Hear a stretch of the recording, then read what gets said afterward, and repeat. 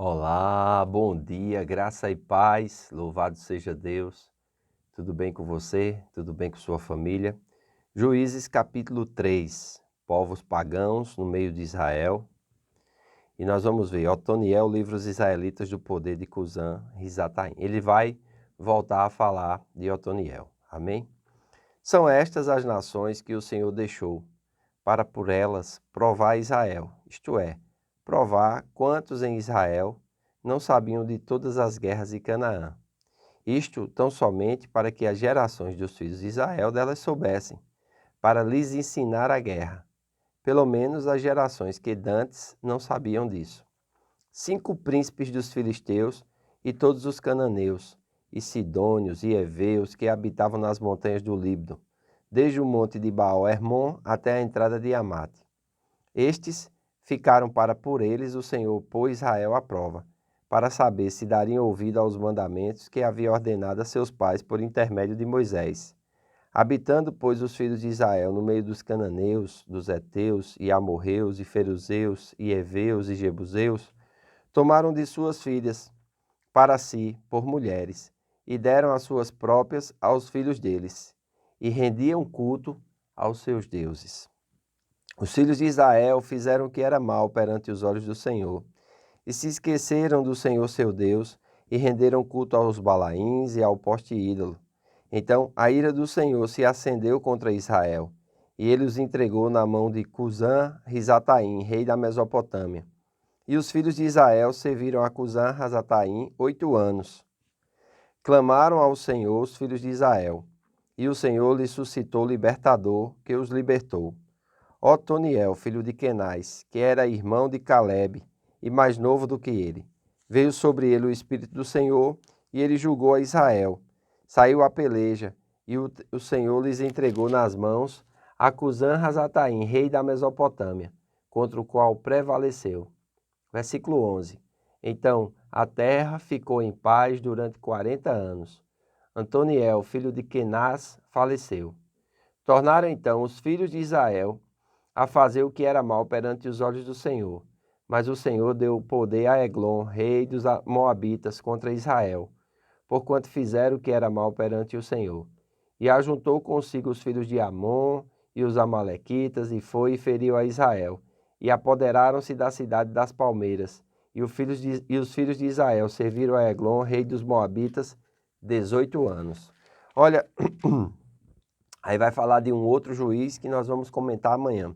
Hoje eu quero me deter um pouquinho a respeito dessa questão dos povos pagãos no meio de Israel.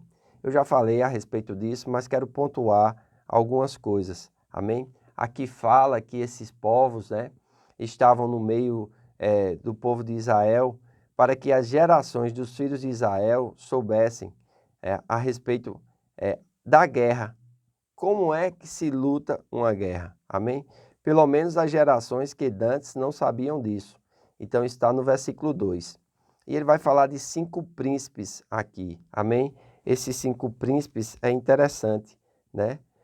Os filisteus estavam organizados numa confederação que ocupavam as cidades de Asdod, Asquelon, Ecrom, Gate e Gaza, situadas na costa sul da Palestina. Os sidônios eram fenícios que habitavam em Sidom, uma importante cidade localizada na planície costeira situada ao norte da Palestina. Os heveus são identificados na região montanhosa do Líbano, ao norte da Palestina. O monte de Baal-Hermon provavelmente seja o Monte Hermon. A desobediência e queda dos filhos de Israel são resultado de 3 fatores. Eles habitavam em meio a nações estrangeiras. Eles casavam com pessoas de tais nações e eles serviam aos seus deuses. Olha, primeiro, ele habitava no meio dessas nações. Então, a ordem de Deus era expulsar, desapropriar e destruir. Eles não fizeram isso. E essas nações se tornaram como espinhos. Por quê? Eram nações pagãs, tinham os seus costumes, tinham a sua cultura, tinham os seus deuses. E de uma certa forma eles não iam abrir mão disso facilmente. Eles iriam querer medir força com os judeus, iriam querer medir forças com o Deus de Israel e não iriam servir ao Deus de Israel. Então, é interessante como essas nações aqui, eles vão ser espinhos nas costas do povo de Deus. Por quê? Nós vamos ver aqui, olha, no versículo 6. Tomaram de suas filhas para si mulheres e deram as suas próprias aos filhos deles. Rendiam culto aos seus deuses. Então houve aqui um abandono do Deus verdadeiro e um serviço aos deuses falsos, né? Um culto aos deuses falsos. Então é interessante, o verso 7 diz: os filhos de Israel fizeram o que era mal perante os olhos do Senhor, e se esqueceram do Senhor seu Deus, e renderam cultos aos Balaíns e aos postes ídolos. Amém? Esta seção principal ilustra o padrão de apostasia, opressão, arrependimento e libertação que se repetia com Israel. Fizeram o que era mal perante o Senhor. É uma expressão recorrente que introduz os ciclos de juízes. Amém? Nós vamos ver isso no verso 12 também. Nós vamos ver isso no capítulo 4, versículo 1, no capítulo 6, versículo 1, no capítulo 10, versículo 1, no capítulo 13, versículo 1. Então, é muito importante nós observarmos isso.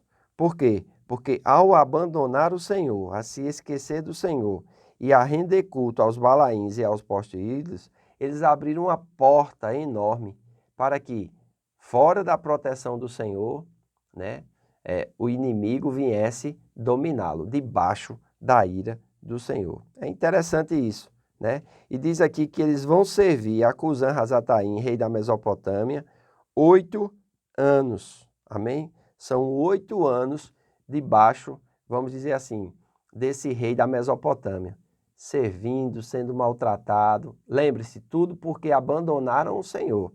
Aí diz o verso 9: clamaram ao Senhor os filhos de Israel, e o Senhor lhes suscitou um libertador, que os libertou. Aí vai levantar Antoniel. Clamaram os filhos de Israel é uma expressão recorrente que se acha também nos 5 ciclos dos juízes, né? Nós vamos ver o verso 15, no capítulo 4, verso 3, no capítulo 6, verso 7, no capítulo 10, versículos 10 e 12. Então nós vamos ver aqui que Deus vai levantar Antoniel e no verso 10 vai dizer: veio sobre ele o Espírito do Senhor e julgou a Israel, saiu a peleja e o Senhor lhe entregou nas mãos a Cusã-Razataim. O Espírito do Senhor. É muito importante nós observarmos que o Espírito Santo, ele opera, ele julga, né? E ele vem exatamente trazer essa mobilização de Israel nas guerras santas de Deus contra os inimigos, né?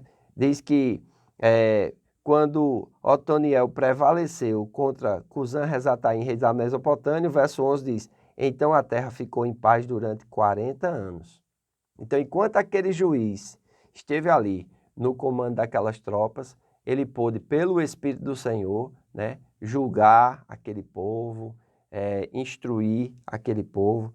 Então, Otoniel conquistou uma cidade cananeia chamada Debi, destruiu um rei chamado Cusã-Razataim, rei da Mesopotâmia, e houve paz ali enquanto aquele homem estava vivo.